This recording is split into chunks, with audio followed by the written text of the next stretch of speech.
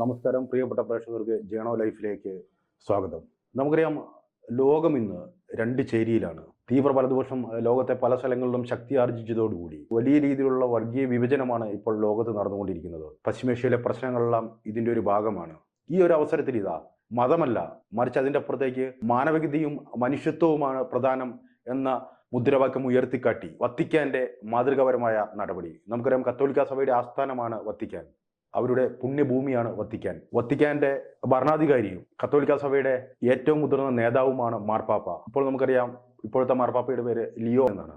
അദ്ദേഹം നടത്തിയ ഒരു പ്രവർത്തനമാണ് ഇപ്പോൾ വലിയ രീതിയിൽ ചർച്ച ചെയ്യുന്നത്. ഇറാനിന്റെ വത്തിക്കാൻ സ്ഥാനപതിക്ക് വത്തിക്കാന്റെ പരമോന്നത അംഗീകാരം നൽകിയിരിക്കുകയാണ്. വത്തിക്കാന്റെ പരമോന്നത നയതന്ത്ര അംഗീകാരം നൽകിയിരിക്കുകയാണ് മാർപ്പാപ്പ. ലോക സമാധാനത്തിനു വേണ്ടിയും അതിനുവേണ്ടിയുള്ള ചർച്ചകൾക്ക് മുൻകൈയെടുക്കുന്ന ആളുകൾക്ക് കൊടുക്കുന്ന വത്തിക്കാന്റെ ഏറ്റവും പരമോന്നതമായ ബഹുമതിയാണ് ഇപ്പോൾ ഇറാന്റെ അംബാസിഡർക്ക് വത്തിക്കാൻ നൽകിയിരിക്കുന്നത്. ലിയോ മാർപ്പാപ്പ നേരിട്ടാണ് ഈ ആദരം ഇറാൻ അംബാസിഡർക്ക് നൽകിയിരിക്കുന്നത്.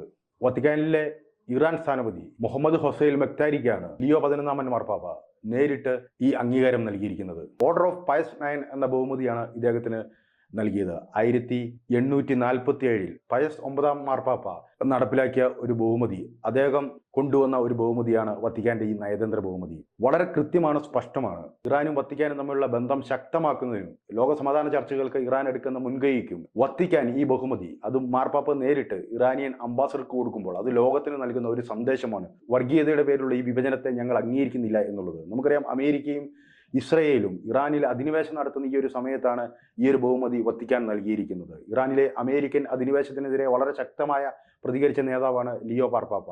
അതുമാത്രമല്ല, ഇസ്രയേൽ പലസ്തീനിൽ നടത്തുന്ന അധിനിവേശത്തിനെതിരെയും അദ്ദേഹം ശക്തമായി പ്രതികരിച്ചിരുന്നു. ആ ലിയോ മാർപ്പാപ്പയാണ് ഇപ്പോൾ ഇറാനിയൻ സ്ഥാനപതിയെ തന്നെ, ഇറാനിയൻ അംബാസഡറെ തന്നെ വിളിച്ചു വരുത്തി ഈ ബഹുമതി കൊടുത്തിരിക്കുന്നത്. തീർച്ചയായും ഇന്ത്യയിലെ ചില ക്രിസ്സംഖികളും കാസ സംഖ്യകളും ഒക്കെ ഉണ്ട്. നമുക്കറിയാം, ഇറാനിൽ അമേരിക്ക നടത്തുന്ന ആക്രമണത്തെ വളരെ ശക്തമായി സപ്പോർട്ട് ചെയ്യുന്നവർ, അവർക്കൊക്കെ ഉള്ള ഒരു മറുപടി കൂടിയാണ് ലിയോ മാർപ്പാപ്പയുടെ ഈ നടപടി എന്ന കാര്യത്തിൽ യാതൊരു സംശയവുമില്ല. മാനവികതയ്ക്കാണ് പ്രാധാന്യം താൻ നൽകുന്നത്, മനുഷ്യത്വത്തിനാണ് താൻ പ്രാധാന്യം നൽകുന്നത്. ആക്രമണത്തെ തങ്ങൾ ഒരിക്കലും അനുകൂലിക്കുന്നില്ല, വർഗീയപരമായ വിഭജനത്തെയും തങ്ങൾ അനുകൂലിക്കുന്നില്ല എന്നത് ഉറപ്പിച്ചുകൊണ്ട് തന്നെയാണ്, അതിന് മുൻതൂക്കം നൽകിക്കൊണ്ട് തന്നെയാണ് ഇറാനിയൻ അംബാസഡർക്ക് മാർപ്പാപ്പ ഇപ്പോൾ ഈ ബഹുമതി നൽകിയിരിക്കുന്നത്. അമേരിക്കയും ഇസ്രായേലും ചേർന്ന് വളരെ ശക്തമായ സംഘടിതമായ ആക്രമണമാണ് ഇറാനിൽ നടത്തിക്കൊണ്ടിരിക്കുന്നത്. ഇറാന് നേർക്ക് നടത്തുന്ന ഈ ആക്രമണത്തെ ലോകം മുഴുവൻ എതിർക്കുമ്പോഴും ആ ആക്രമണങ്ങളിൽ നിന്ന് പിന്മാറുവാൻ ഇസ്രായേലോ അല്ലെങ്കിൽ അമേരിക്കയോ തയ്യാറാകുന്നില്ല എന്നതാണ് സത്യം. ഈ സാഹചര്യത്തിലാണ് കത്തോലിക്ക സഭയുടെ ആസ്ഥാനമായ വത്തിക്കാന്റെ പരമോന്നത ബഹുമതി മാർപ്പാപ്പ നേരിട്ട് ഇറാനിയൻ അംബാസഡർക്ക്